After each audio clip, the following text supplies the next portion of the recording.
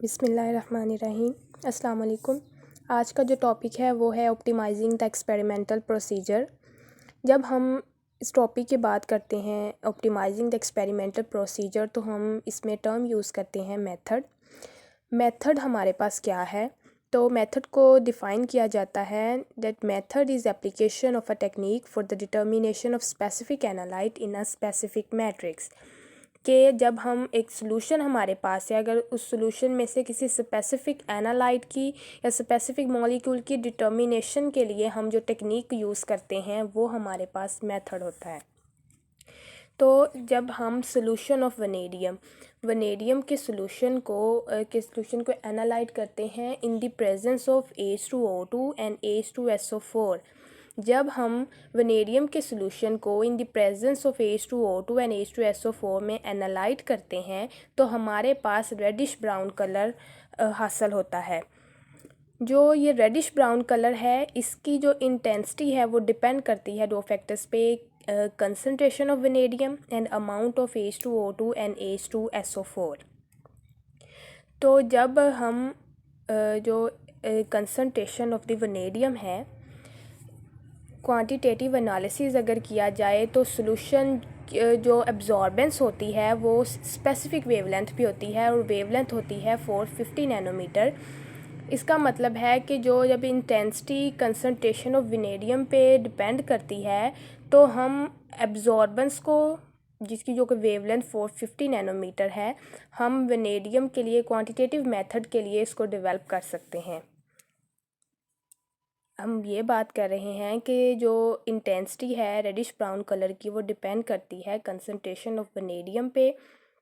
तो जब इसकी इंटेंसिटी कंसंट्रेशन ऑफ वनेडियम की डिपेंड करती है, इसका मतलब है कि हम वनेडियम के लिए क्वांटिटेटिव मेथड को डेवलप कर सकते हैं। उसके लिए हम जो एब्जॉर्बेंस है जिसकी वेवलेंथ 450 नैनोमीटर है उसको यूज़ कर सकते हैं। दूसरा जो है उसका फैक्टर कि हम जो इंटेंसिटी वो डिपेंड करती है amount of H2O and H2SO4 पे।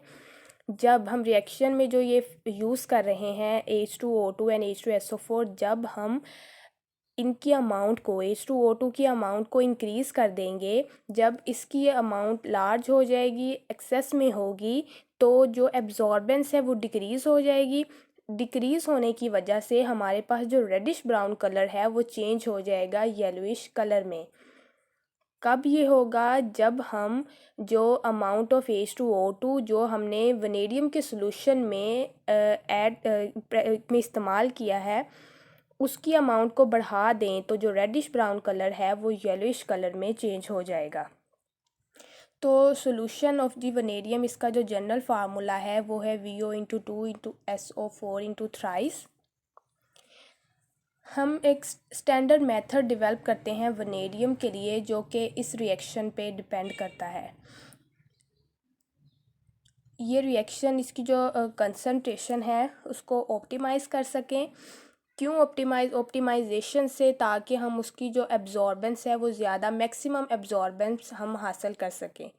तो ऑप्टिमाइजेशन के लिए जो हम फैक्टर्स हैं उनका बेस्ट कम्बिनेशन हमें चूज़ करना होगा कि हम ऑप्टिमाइजेशन के लिए कौन सा बेस्ट, जो हम फैक्टर्स यूज़ कर रहे हैं उसको बेस्ट कम्बिनेशन कैसे देंगे। तो जो स्टैंडर्ड मेथड है हमारे पास, ये जो हमारे पास एक्सेप्टेबल रिज़ल्ट्स हैं वो जिस चीज़ की आइडेंटिफिकेशन करनी है उसके मुतल्लक हमें उस इंफॉर्मेशन प्रोवाइड करते हैं। रिस्पॉन्स रिएक्शन एक प्रोसीड हो रहा है तो उसमें हम फैक्टर यूज़ कर रहे हैं तो उसके नतीजे में हमें रिस्पॉन्स मिलते हैं। तो रिस्पॉन्स जो होता है वो बेसिकली सॉल्यूशन की एब्जॉर्बेंस है कि सॉल्यूशन की एब्जॉर्बेंस कितनी है। यूजुअली हम ये ख्वाहिश करते हैं कि जो रिस्पॉन्स है, अगर जो वनेडियम VO/2 एंड SO4/थ्राइस का जो सॉल्यूशन है, अगर इसकी क्वांटिटेटिव एनालिसिस की जाए तो हमारे पास जो रिस्पॉन्स है वो मैक्सिमम आए, साथ मैक्सिमम एब्जॉर्बेंस आए। तो जो सिस्टम हमें रिस्पॉन्स दे रहा है तो वो हमारे पास डिटरमाइन करते हैं फैक्टर्स हमारे पास जो हम यूज़ कर रहे हैं वो है H2O2 एंड H2SO4। जैसे हमने पीछे बात की कि ऑप्टिमाइजेशन के लिए हमें find the best combination of factors के बेस्ट कम्बिनेशन होने चाहिए।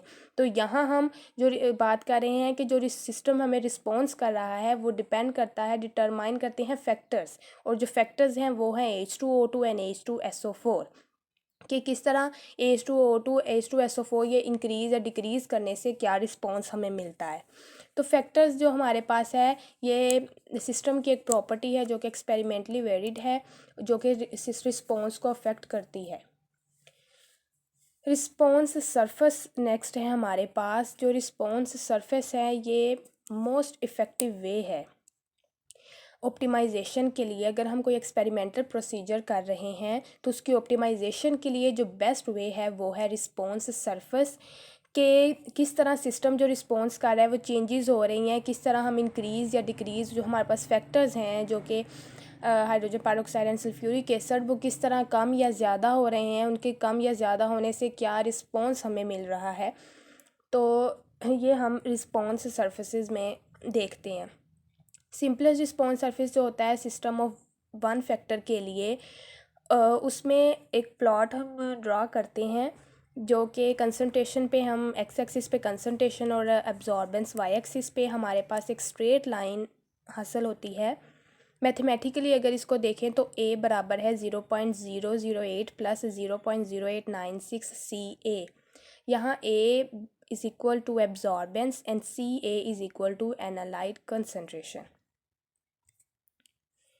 अगर टू फैक्टर सिस्टम की बात करें तो इसमें हमें काउंटर लाइंस हासिल होती हैं।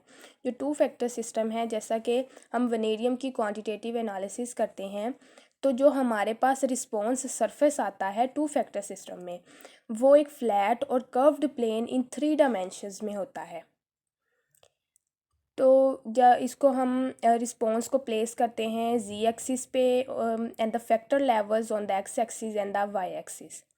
तो जो काउंटर लाइंस होती हैं ये डिफ़ाइन करती हैं मैग्नीट्यूड ऑफ द रिस्पॉन्स की। जो लिमिटेड रेंज होती हैं, जो फैक्टर्स होती हैं उसकी रेंज जो होती हैं वो लिमिटेड होती हैं। आर बराबर है 3.0 minus 0.30 A plus 0.020 A B. R यहाँ बराबर है रिस्पॉन्स के, ए बी जो है ये है फैक्टर लेवल्स। जैसे ये डायग्राम है जिसमें कि ये टू फैक्टर सिस्टम्स के बारे में दिखाया गया है।